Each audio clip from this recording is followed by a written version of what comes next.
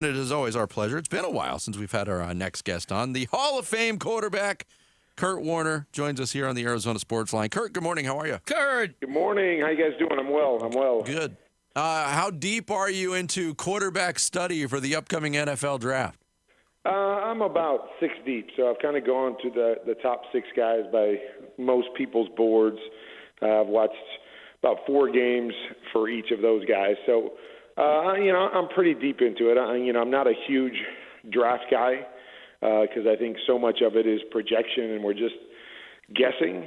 But I do cover the first round of the draft, so I will dive into it a little bit and try to get a feel for who these guys are in college, what they've done, and try to find some translatable traits and things that I've seen that can move to the next level. Just one more draft question. I've seen personally a ton of Caleb Williams and obviously a ton of Jaden Daniels, him being here for 3 years, but I haven't watched a lot of North Carolina football. I'm assuming you've seen Drake Maye, and if so, what have you seen from him in terms of what could pop at the next level?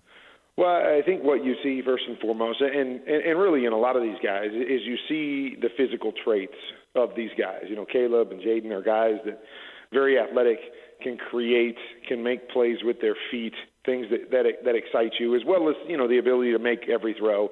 Drake Maye, a bigger guy. A lot of people liken him to Justin Herbert from a body standpoint, tall, long, lean, got the big arm. A lot of inconsistencies for me in terms of, just making throws. Misses a lot of throws that I think he should make, which concerns me. There's a lot of technique issues, but, we've seen that before. I always like to go back to Patrick Mahomes. Patrick Mahomes is one of those guys that was extremely physically talented in college, put up a bunch of yards and what have you. His technique was kind of all over the place. He did things that were a little unorthodox, even though he had success with it. So you step back and you go, I don't have any idea how that's going to translate. And then he translates to the NFL, and you quickly see, what you couldn't really understand from a mental standpoint. You quickly see, oh, my gosh, he's got all of that. And that, to me, is the hardest thing to project with these guys is offenses I don't like. They're simplified. They don't give guys a chance to really progress through their reads if they're capable of doing that. So you're never quite sure what you're going to get. And Drake Maye is a guy, again, physically talented guy, misses some throws. The offense isn't overly complicated, a little bit more athletic, kind of has an athletic feel to him, makes a lot of plays kind of off schedule, even though he's not as athletically talented as the other guys. So there's a lot to like. I even like C.J. Stroud last year.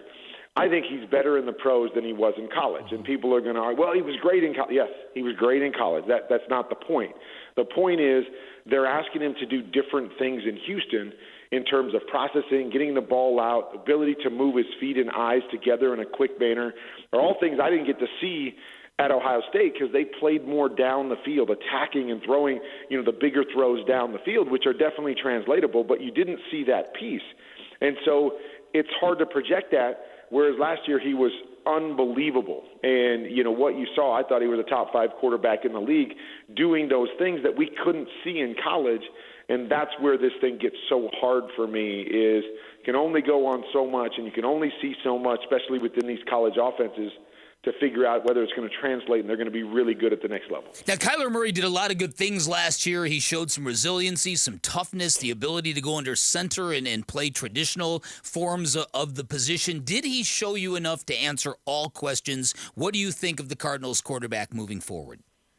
He hasn't answered all the questions for me. For me, with Kyler, it's simply a matter of consistency. I want to see him play at that high level week in, week out through the course of a game. And a lot of it for me, and whether it's bias or whatever because of how I played or, people want to say this all the time, is that I still have to see these guys play inside the pocket consistently. That you can't live no matter how talented. I mean, Kyler makes so many unbelievable plays moving around, but you can't live in that world. It doesn't matter how good you are. I think we've seen that with Lamar Jackson. As talented as anybody we've ever seen play the quarterback position, when it comes time to win games against good teams, you've got to do it consistently inside the pocket and make throw after throw after throw. And so that's what we're still waiting for. Lamar's done it at a great level in the regular season. When he gets to good teams week in and week out, he hasn't been as consistent. Kyler, we've seen moments in the regular season. I mean, he's been in the MVP conversation numerous times because he's such a tremendous playmaker. And I've always said this, one of the most gifted throwers that we have in our league, the ability to throw the football. But he hasn't been consistent in terms of seeing and playing within the pocket. And that's what, to me, causes the great inconsistencies from game to game or throughout a season for Kyler. And if you want to be, in my opinion, again, a franchise quarterback, a guy that can carry a team and can win against the best teams in the league consistently, you've got to be able to do that consistently. And that, to me, is still where he, if there's anywhere in his game that he lacks, that's where he lacks. It's amazing to me when you look at Patrick Mahomes, and you're a guy that could very easily have 3 Super Bowl rings. You gave your team the lead in the fourth quarter of all 3 Super Bowls you played, and this stuff matters. And now that Patrick Mahomes kind of won a ring after a year when the Chiefs seemed the most vulnerable, it really has kind of created some separation here, not only between Patrick Mahomes and the rest of his peers, but in this team now that has got the ability to do something no other team has done, which is three-peat. Your thoughts on the hierarchy and what Patrick Mahomes did to it with that Super Bowl win last year? Well, I mean, I just think he continues to prove to us that, that he is the best in the game. And, maybe one day we'll say he's the best to ever play. And, again, it comes back to what I was talking about earlier, his ability to do everything.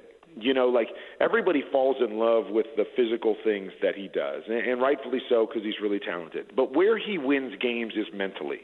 How he separates himself with what he sees, his timing, his feel, his recognition, as we saw in the Super Bowl. Down the stretch, they put the ball in his hands, not necessarily just to throw it, but he's reading the defensive end, and then he gets to decide whether he's going to throw it or run it on the outside, and he runs for a 4th down conversion. And then at the end of the game, they do the same thing, and now he finds the guy and throws it for the touchdown to win the game. Is that he's got an unbelievable ability mentally to see and do what's needed in the moment. And that's what, to me, doesn't get enough credit. This year, I don't quite look at it like everyone else. I thought their defense was incredible this year. And so we had an incredible defense coupled with the best quarterback in the league, and they kept him in that game over and over and over again until he finally got that opportunity, or they got into the moment, and he made the plays. And so I don't look at this as like, oh, this was a down year for the Chiefs. It's just a different year. And I get it. I understand what we're saying with them offensively, but I thought their defense was awesome all year. Kept them in games, and then Patrick is so good.